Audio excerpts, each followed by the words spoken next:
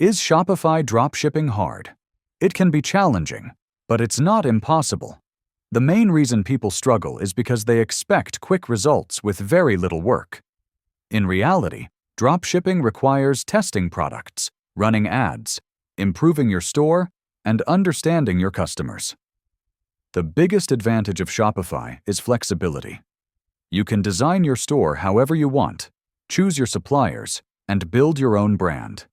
You're not limited by marketplace rules, but this also means you must handle everything: marketing, shipping times, customer questions, and returns. The truth is, dropshipping becomes easier once you understand what customers want. Trending products, clean designs, fast shipping, and strong marketing can help your store grow quickly. It's not about luck, it's about learning and improving. So is Shopify dropshipping hard? It can be, especially at the beginning. But with patience, research, and consistent testing, it can turn into a profitable business.